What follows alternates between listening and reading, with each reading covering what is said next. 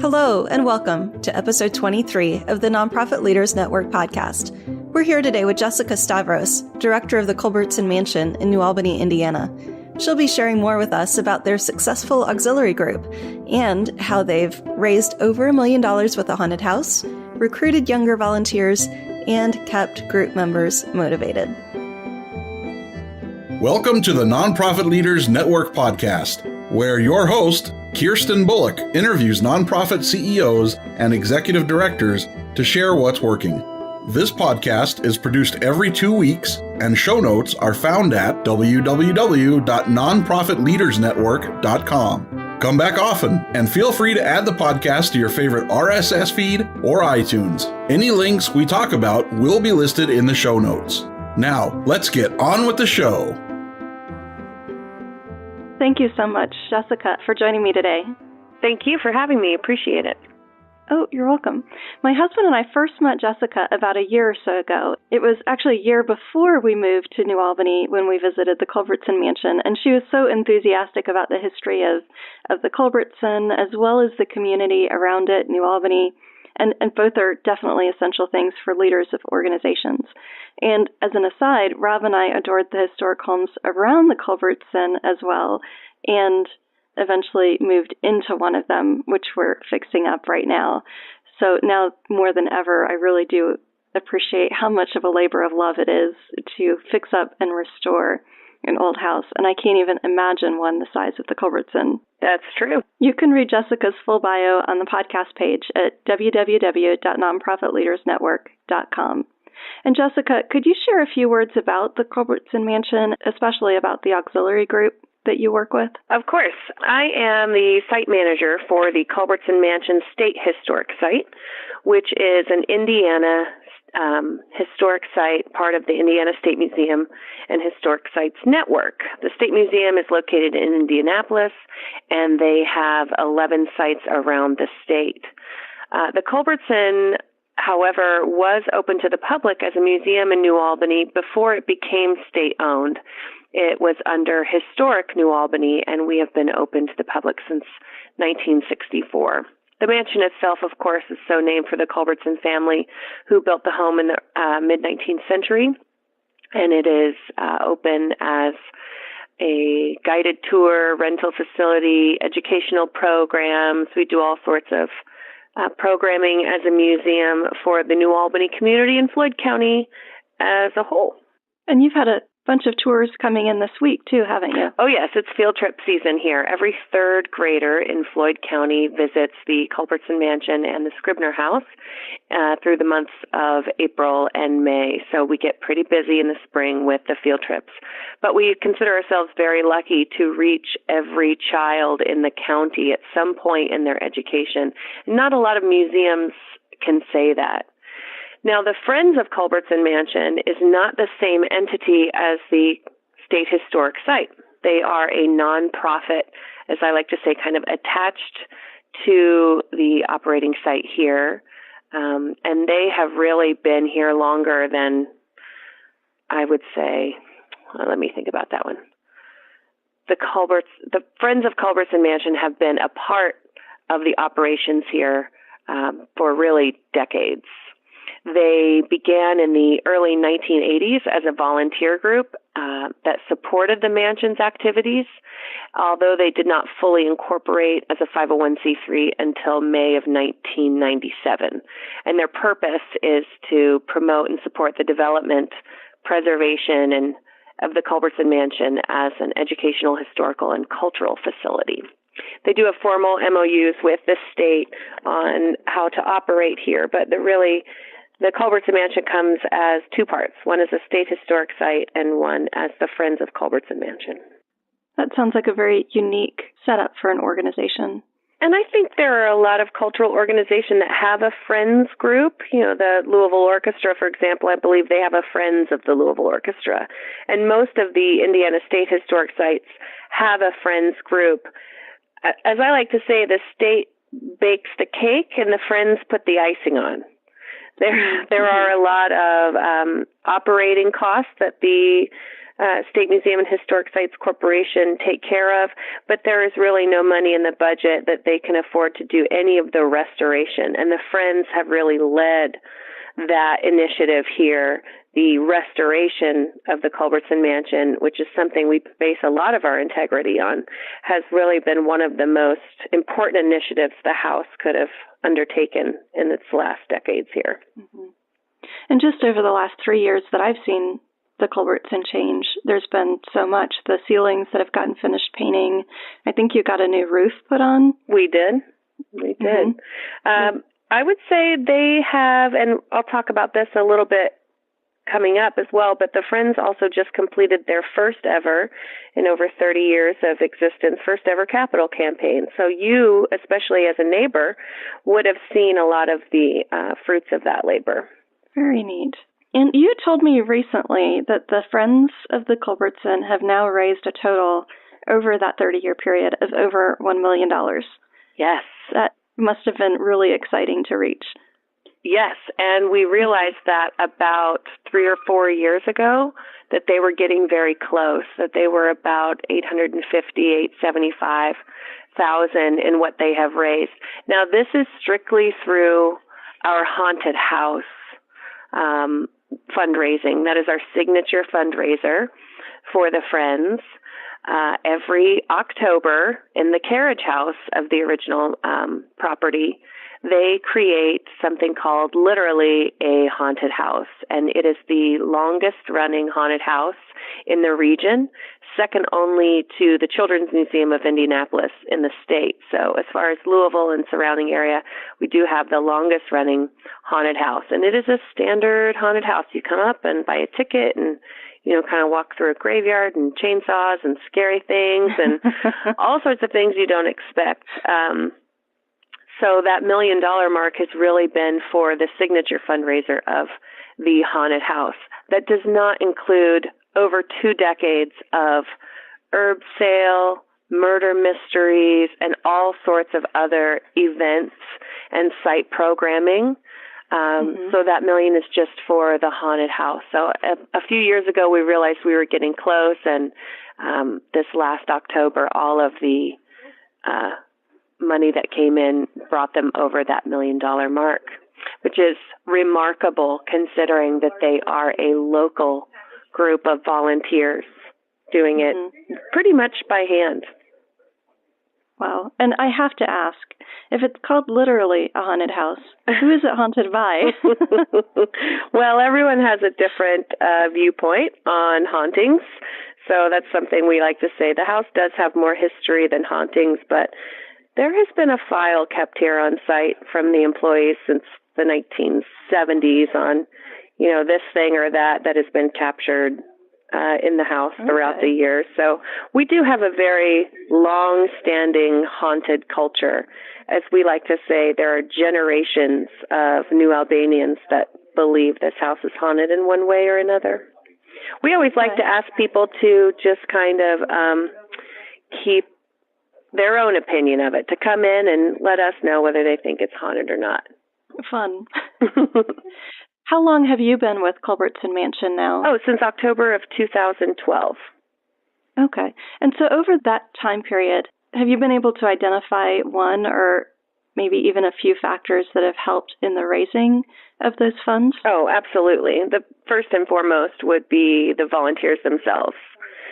They do not have, I would say, what I would recognize as kind of a normal board of directors.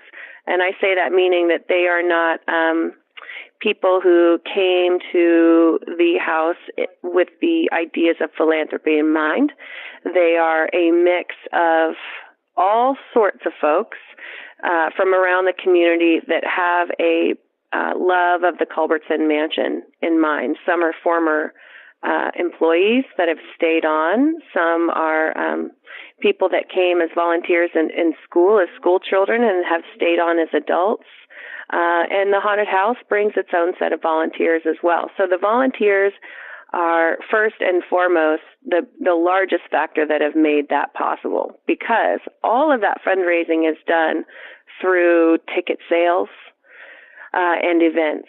The Friends of Culbertson Mansion do not have an annual giving campaign, and I just mentioned they did their first capital campaign. They really don't rely on corporate sponsorships or anything like that. They do not often ask for money from other people. What they do is put on different events here or in the community and rely on the community to support those initiatives. So almost all of the money raised comes through ticket sales, which is really remarkable for a nonprofit board to achieve. Second factor that supports the volunteers is the passion they have for the Culbertson Mansion. It is truly an incredible resource for this community. And you'd be hard-pressed to find someone in the Floyd County area, really, that doesn't have some kind of connection to the Culbertson. It is certainly a very big part of New Albany, and the passion that the people have for the history of the house and the house itself is really something that supports them to stay so loyal and work so hard for the place. Everything they do really is for the mansion. And then another thing I think that really makes it possible, other than time, they have been doing this since the early 1980s, is the innovation in what they do. It's not often that you hear about nonprofits putting on haunted houses or murder mysteries. They really are very unique in the programming that they provide and have provided for so long. I think the ghost tours and storytelling and being in costumes, so you might be at a ball game and the Culbertsons will show up and have tea on the lawn, so in full costume, or you could drive by the house and they're having an ice cream social in the front yard. You never know where they'll show up. So they're very creative and unique in the kinds of programming they do. So I think that helps them as well. Wonderful. Now, I've noticed that the Friends of the Culbertson group, as an auxiliary group at least, seem to skew a little bit younger than many that I've seen associated with hospitals and other groups. Mm-hmm. Do you have any suggestions for other nonprofits who might be thinking about starting an auxiliary group to help engage that population? Sure. Well, the haunted house really helps with that. The majority of the volunteers for the haunted house itself, I would say, are under 25. When I first arrived here, I think our youngest volunteer was 8 or 9 years old. Now, when I mean volunteer, they are usually characters in the haunted house, dressed up for a particular room, but they are here every Friday and Saturday night and every weekend in October. So they love it. The young kids, especially the high schoolers, they really get to enjoy what they do. So I would certainly say, for advice, tap into the high schools. So many high school students, especially those in auxiliary organizations like the Girl Scouts or Boy Scouts or any child applying for a scholarship, usually has to do some kind of community service or service learning project. And we suggest tapping into the high schools because they need the volunteer hours. They like to get involved in things that aren't, just kind of listed there for them at the high school. So, and they tend to usually be pretty well behaved. So we really enjoy having our high school volunteers.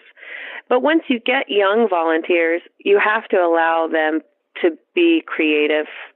And that kind of goes back to the innovation of the Friends of Culbertson Mansion. They are really open when allowing for ideas on programming or different events. They give everyone the opportunity to submit ideas, and then they talk about it.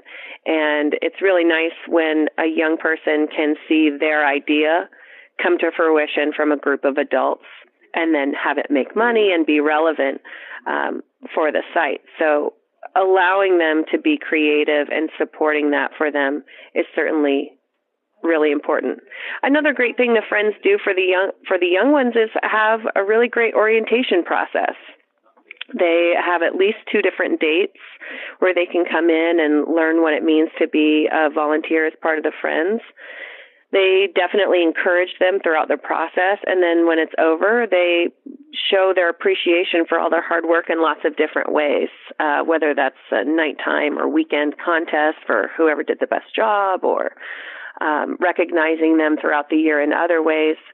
They really do a good job of showing their appreciation for all of that. So those are things that young people really need. Great. And one question that comes to mind, a lot of organizations seem to be hesitant to ask people to make big commitments to do things. Mm-hmm. But with a haunted house, you're looking for people to really, in October, commit their lives to it.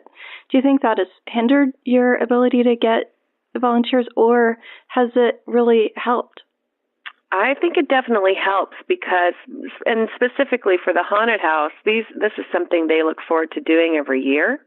It's a small little family, a little reunion of sorts that they get to do, but they also work on it year-round. So they start building the haunt weekly, one night a week, starting in May.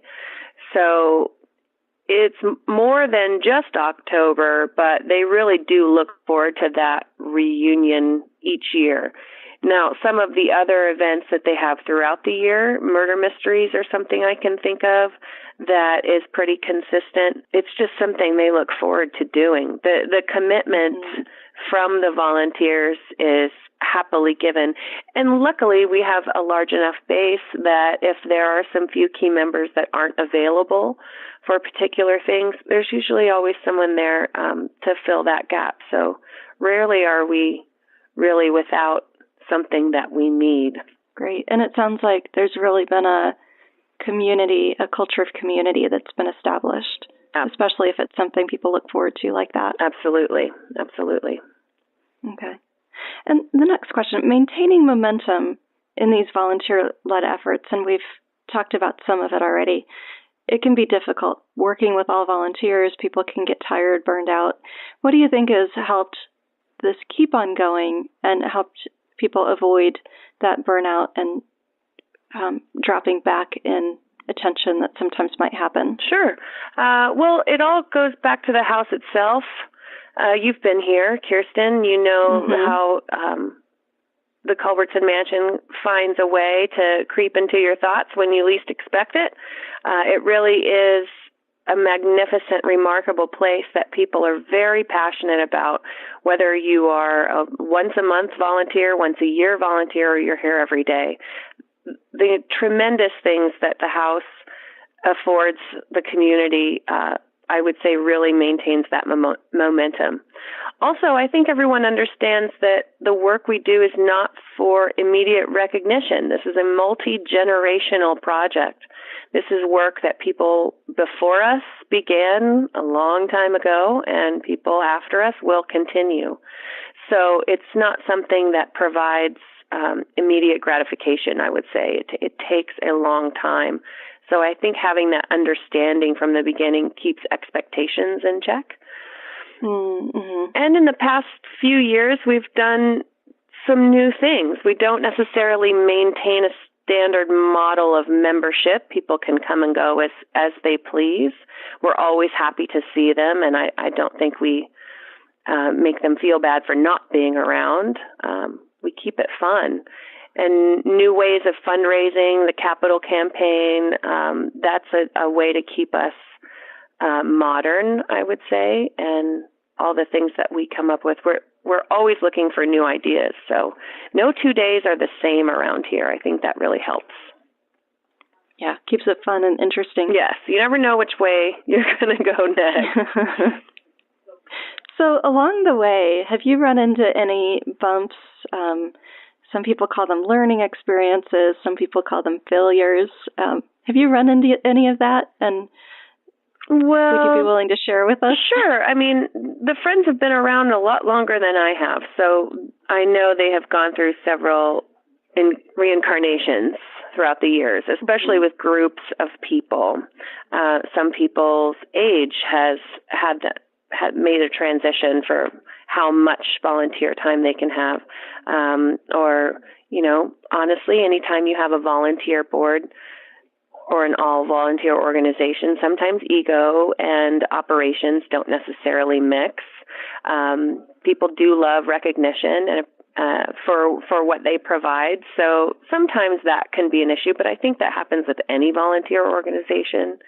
I think one of the best things that you can do is have very candid, honest communication. That is one thing that the Friends do well. If they do experience a bump in the road, they will sit down and just lay it out and talk about it and figure it out and what they can do to fix it. A lot of times, let's say the 64 bridge gets closed right before the beginning of their biggest fundraiser of the year. That did happen to them one year where the Sherman Mitten Bridge shut down right at the time when the haunted house was about to open. And that was a very difficult thing for them, something completely out of their control that truly affected how much money they could raise in that year. And it was closed for 6 months, if I remember. Yes. Oh, yes. And I think probably I would stand to think that all businesses in New Albany were really affected by that. When you cannot access the businesses physically, it can be very difficult to sell tickets. But they were, again, they kept a really great attitude. They still continued to do what they did best, and that was, work as hard as they could to create awareness for the Culbertson Mansion and the community. So sometimes when things outside of their control come in, I think they really realize that is when togetherness and working hard to keep a good attitude is really the best thing that you can do. And they're really great about that. That's great. So do you have any closing words to provide maybe some inspiration or encouragement for other leaders of nonprofits who are listening in? Sure. I would think first and foremost, collaboration is key. There are many nonprofits out there, and everybody struggles for funding, of course, and everybody believes in the purpose of their organization and their mission. And no two are the same, and none are more important or less important than the other. So it is really hard, especially in smaller communities like New Albany, to compete. So collaboration and sharing resources really kind of is something they like to focus on for the good of the whole, and the whole is the community. So I would definitely think collaboration is one of the most important things any nonprofit can do. Another thing I would say is to remember why you're doing it. My as my husband says, I would always say when we met, I would say, well, babe, I'm never going to make a whole lot of money in my industry. And he said, well, that's okay, because your wealth is in the richness of your purpose. And, it's nice and it sounds good and it is inspiring and it does make you feel good about what you do. But truly at the end of it all, and, I tend to be an idealist, you really have to go back to that mission and your purpose and what you're working hard for, because in the times when it gets difficult, that's where you tend to find your strength and your hope. And like I said before, it all goes back to the house for the Friends of Culbertson Mansion. But for other nonprofits, your purpose and what you plan to do with your organization is really what keeps you going throughout the year. Absolutely. Well, thank you so much, Jessica, for sharing with us today. Thank you for spending this time with me. Of course, Kirsten. Thank you for having us. You're welcome. And to all of our listeners, thank you for everything you do to make the world a better place. Thanks for listening to the Nonprofit Leaders Network podcast with Kirsten Bullock. If you like what you just heard, we hope you'll pass along our web address, nonprofitleadersnetwork.com, to your friends and colleagues. Be sure to check out our archive section on our website for previous podcasts. Join us next time for another edition of the Nonprofit Leaders Network podcast.